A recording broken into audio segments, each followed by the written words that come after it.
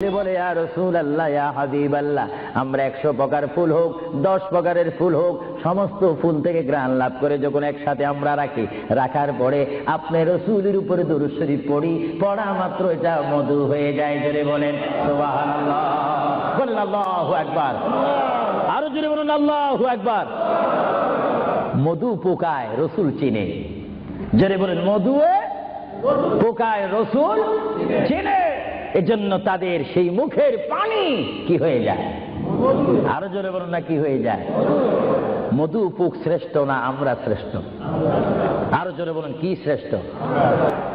আমার প্রিয় নবী মুহাম্মদ রাসূলুল্লাহ সাল্লাল্লাহু আলাইহি ওয়াসাল্লাম, বর্তমান তিনি রয়েছেন রাউজা মুবারক। জোরে বলেন রাউজায়ে, যে রাউজা মুবারকের মাটি হচ্ছে আরশ আজিম চাইতে অনেক গুণে দামি। আর জোরে বলুন না সুবহানাল্লাহ।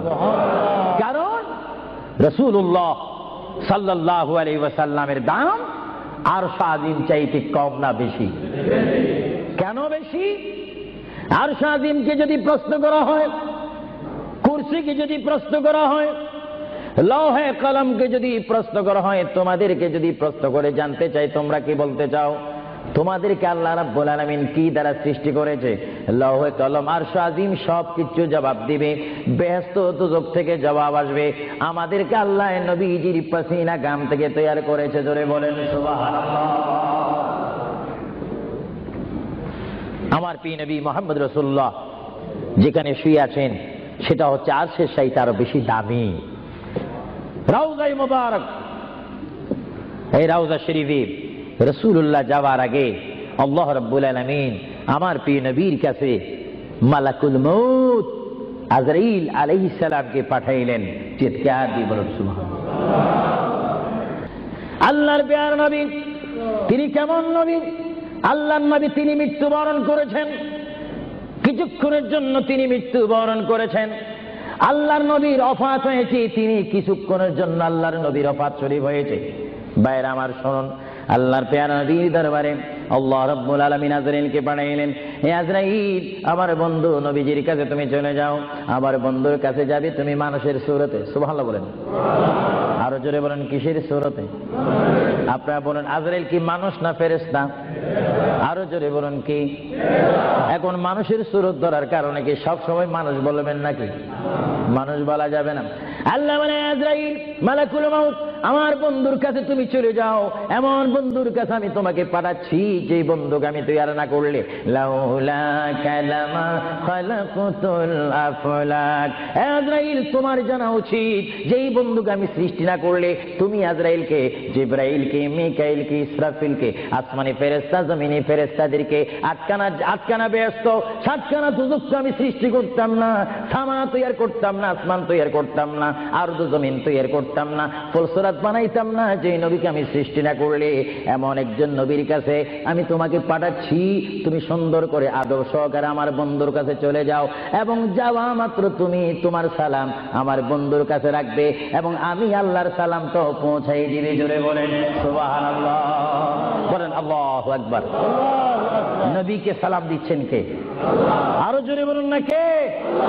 আল্লাহ যদি দিতে পারেন বন্ধুর সালাম বন্ধুকে, আমরা সেই নবীকে সালাম দিতে চাই কি চাই না? নবীকে সালাম দিবেন এইভাবে, দোস্ত কেমন আছিস, এইভাবে নাকি? আদব সহকারে, আদব সহকারে সালাম দিতে হবে। পৃথিবীর যে কোনো জায়গায় বেয়াদবি চলে, কিন্তু রাসূলের দরবারে কোনো বেয়াদবি চলে না।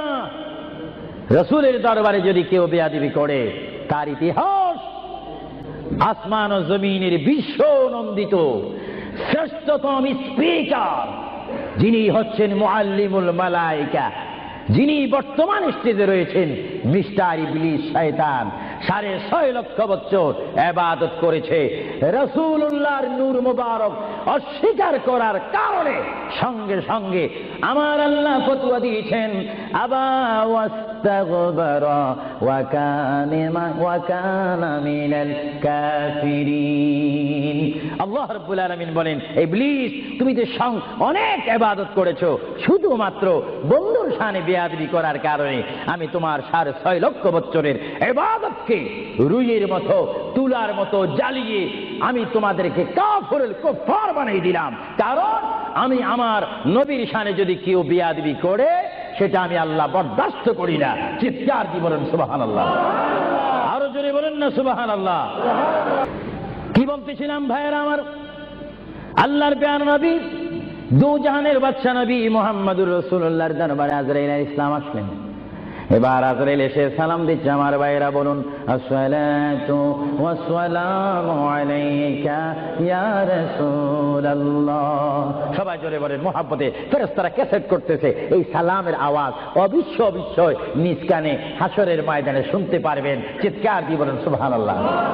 আমার বুড়ো বুড়ো বাবারা, আমার যুবক ভাইয়েরা, আমার জ্ঞানী গুণী ভাইয়েরা, শিক্ষিত ভাইয়েরা, মা বোনেরা, সবাই বলুন, আসসালাতু ওয়াসসালামু আলাইকা ইয়া রাসূলুল্লাহ, আসসালাতু ওয়াসসালামু আলাইকা ইয়া হাবিবাল্লাহ।